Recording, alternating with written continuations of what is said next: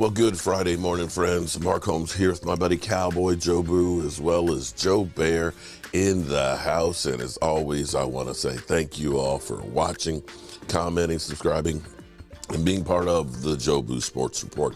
Without you guys, as well as you ladies, you know that this literally does not work. Let's get open for business here, and let's wake up the football gods this morning.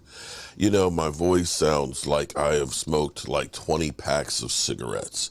It's because I finally went to bed about 2 o'clock this morning, and it's about 6:30 right now. I actually have to get down the road. The work never ends. I've got a tenant that is going to be seeing the place, getting her keys, and we got a punch list of things we got to take care of today, to get ready to get her moved in. So I'm thankful and I'm blessed that I am where I am, and that's all that I am. So we're having a recap this morning as I wake up this morning on about 4 hours of sleep. And going through, we have a couple of things that are really, really key. That field in Nissan Stadium, they had a lot of rain before it got there. It didn't look like it was a muddy mess, but it seemed like there were a lot of injuries going on to that field.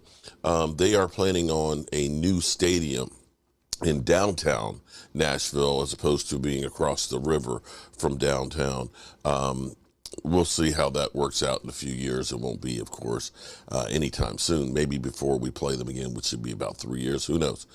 But we ended up having Tyler Biadasz leaving the stadium with a walking boot. It is the dreaded high ankle sprain. Now, the good news is for everybody who was nicked up, because it's a short week, and I think a lot of what you saw in this game was because it was a short week. You had an emotional victory against the Philadelphia Eagles. There always seems like the Cowboys have a bit of a letdown following a big game like that. And with it being a short week, you really don't get into a groove of practicing. Think about it, guys. Today is the recovery practice day in a normal week. Then you have Saturday, which is basically a walkthrough and a travel day, and then you don't play till Sunday.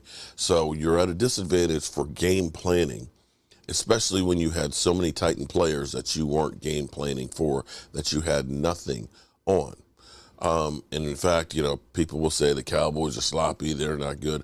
Well, I'm going to say that this is no worse than what the Eagles did to the Colts, getting a last-second touchdown to win the game, or what they did against the Bears where they were 25-20. It was sloppy, it was ugly, and it also didn't have Tony Pollard. The question here is, are the Dallas Cowboys in bad shape without Tony Pollard yesterday as far as the running game went? Or was that just the Tennessee Titans were planning on stopping the run and making sure that the Cowboys would have to pass in bad conditions? I think it's a little bit of both. Tony Pollard, good news is, says he could have played last night if it was the playoffs. So getting that extra rest, I'm okay with it. The Cowboys survive, keep the pressure on the Eagles, and end up covering the spread. So from that standpoint, we're good. Money Maher, what a difference a couple of seasons make, because he has now got the Dallas Cowboys single-season points record and leads the NFL in points scored this year. Shout out to Maher, who we all wanted to kill a couple of years ago. Let's be clear, because he was making the hard kicks, the long kicks, but damn sure couldn't cook and kick inside 50. But definitely kickers get streaky. Dak Prescott, some people will say Mr. Turnover Machine. I think he's actually tied in the NFL for leads in interception. They will focus in on Dak Prescott's interceptions as opposed to focusing in on the team that has 12 wins. 12 wins. Let me say that again. Back-to-back 12-win seasons with a tough schedule that they played. No longer are they playing in the NFC least. At the moment, all the teams in the NFC East are the NFC Beast, and at the moment are all playoff teams, something that has never happened before. Dak Prescott, 165 touchdown passes in his career. That ties him with Troy Aikman as second all-time in touchdowns. That's rare air. If Dak Prescott plays for about 3 more seasons, he will own every Dallas Cowboys record as far as passing goes. Dak Prescott gets 1 playoff victory this weekend. He'll have as many playoff wins as Tony Romo in less seasons in the playoffs. And right now, the team is beginning to get together. We are nicked up. We're a little bit bruised, but everybody is right now. And we're headed to the playoffs. The question will be is, what will the Dallas Cowboys do against the Washington Commanders? Will that game be meaningless, or will that game actually be for something?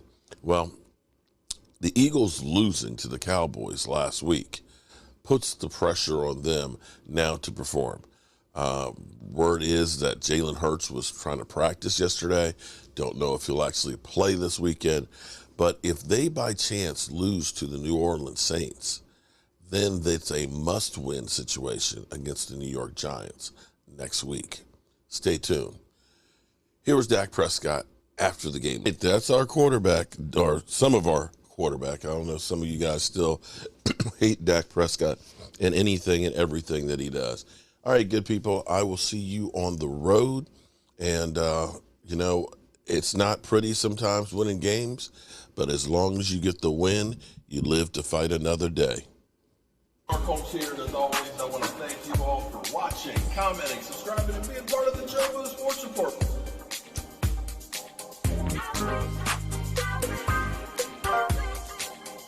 You did one hell of a job, and the only thing else I got to say is, how about them Cowboys?